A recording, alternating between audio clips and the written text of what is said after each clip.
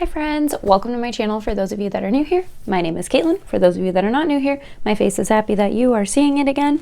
And today is like, what is it? The 20th of February. So I am filming this at the very end of the month to get it up at the end of the month. As you can see by the title, we will be ranking all of the palettes that I used in the month of January. And usually I promised these videos like earlier in the month, but consistently lately they've been at the end of the month. So I'm going to stop promising that because I actually have a lot of palettes that you guys will be seeing videos with soon, which I think will push my February rankings to the end of March. So anyways, you don't care about all of that. I know you're here for the rankings, so let's just go ahead and get on into it.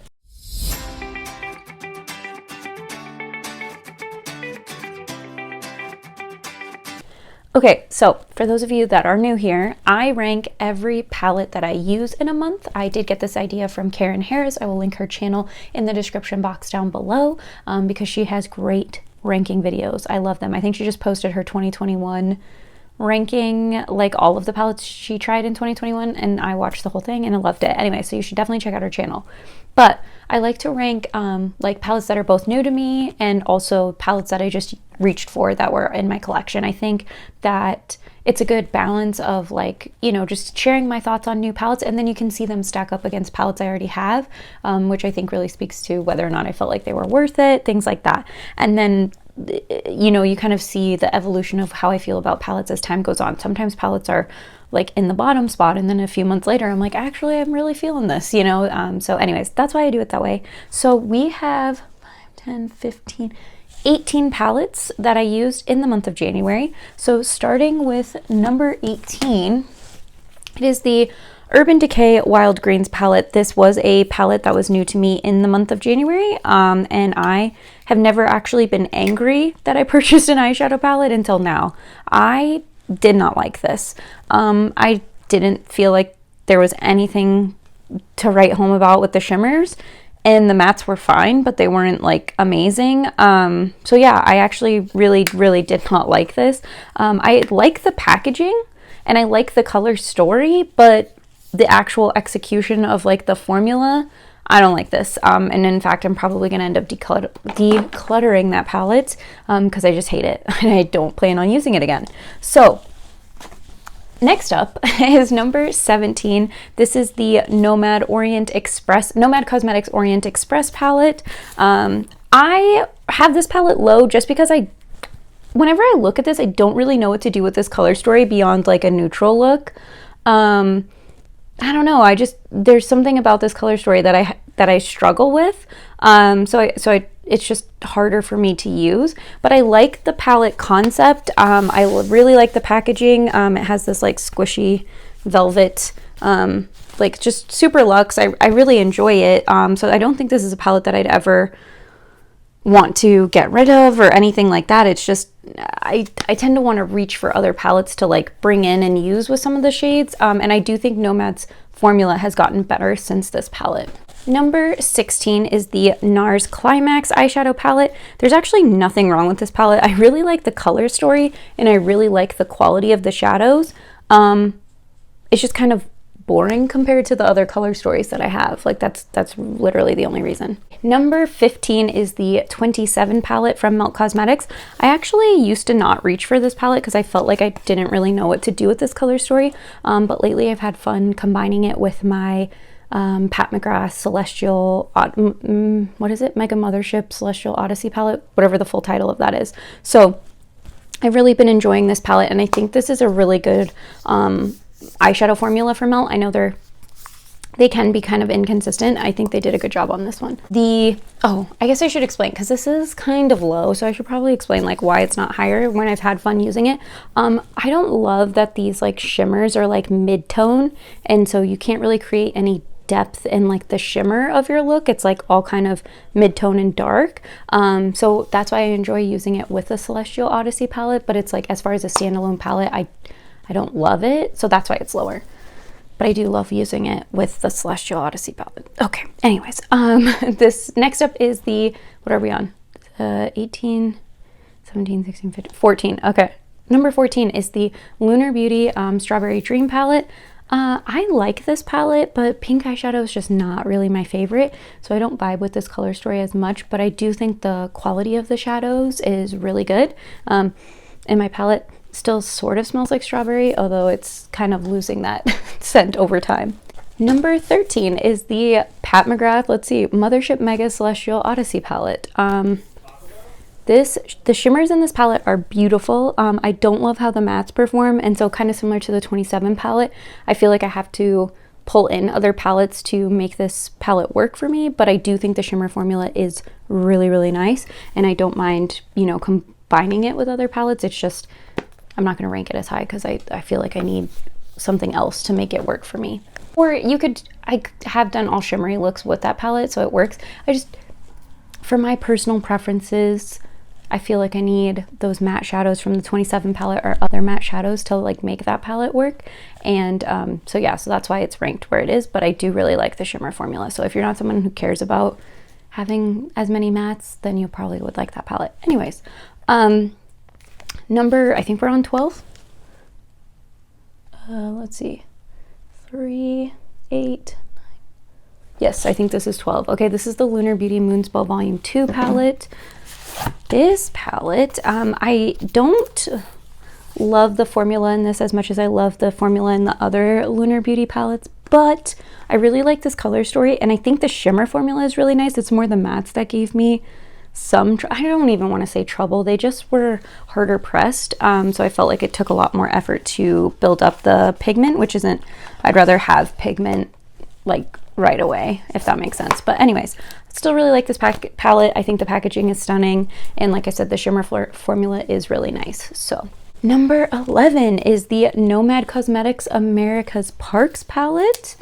So this is the palette. I love the shimmer shades, specifically Delicate Arch, The Narrows, Big Bend, Ho Rainforest, and Acadia Lighthouse. I think they're stunning. I really like the jewel tone, kind of earthy tones of the shadows in this palette. So yeah, I really like this one. It's just, I like the other palettes that I ranked in this more, but I have no complaints with this palette. We're going to be on a Nomad streak because, to be honest, I didn't know what to do with these three, so I kind of put them like right next to each other. This is the Nomad Cosmetics Haunted Europe palette. I think this shade, Mary Cemetery, is one of my favorite green shades just ever, especially in combination with Highgate Cemetery, this other light green up here. Yeah, this palette is super nice. When I used this palette recently, I actually used the Catacombs for like a smoky gray look, and the Catacombs have almost this like green hint to them, which made this palette even more interesting in my book. So I'm a big fan. I love the theming of it. Stunning. Number 9 is the Nomad Cosmetics Whistler Snow Lodge palette. This is the other new palette to my collection for the month of January. Again, they killed it with this green Whistler, stunning. I also think this like duochrome Ski Bum is really nice, and then Powder Specialist is a really pretty shade as well. I haven't used all of the shades in this palette, so I was hesitant to like put it higher, but overall this has the standard high quality Nomad formula, and it's just really, it's really nice. I have been enjoying using that one. Number 8 is the Danessa Myricks Beauty Lightwork Volume 3 Infinite Light palette. These multi-chromes are absolutely, I want to try and tilt them so you guys can maybe get all of the shifts. I don't know if that's going to pick up on camera. I can see them when I go like this. Anyways, these are all multi-chrome shadows. These are multi-chrome highlighters in the middle. That's a glitter, so we'll just ignore that. But the rest of these shades, I really like them. I have found that if I put the cream, this is like kind of a cream shadow black hole, if I put that down and then put the gel shades that I've had issues with, and I've just talked about having issues with in the past, if I put those over this like cream black base, they don't budge as much. So the other shades, like, which ones are it? Aurora, Gaia, and Galaxy don't have the issues. Oh, and I think Solar Rain. It's really Martian, Spacesuit. No, I think it's Martian, Spacesuit. Yeah, Martian, Spacesuit, and Polaris that I have issues with moving, like separating on my lids, because my lids are lean towards oily. But if I put like a cream eyeshadow base down, they seem to perform better. So I'm having a good time with that palette. What are we on? 8. This is the Pat McGrath Labs and Bridgerton collab, the Diamond of the First Water palette. This palette, there's not a lot of variety in this palette. Like, you're doing like rosy pink looks and then either putting the blue on the inner corner, putting it on the lid, or just sticking to the rosy pink look. But these shimmers are nice, and the matte shades they're just really easy to work with. So while this isn't the most inspiring color story, it is good quality, and I am very happy to have it in my collection.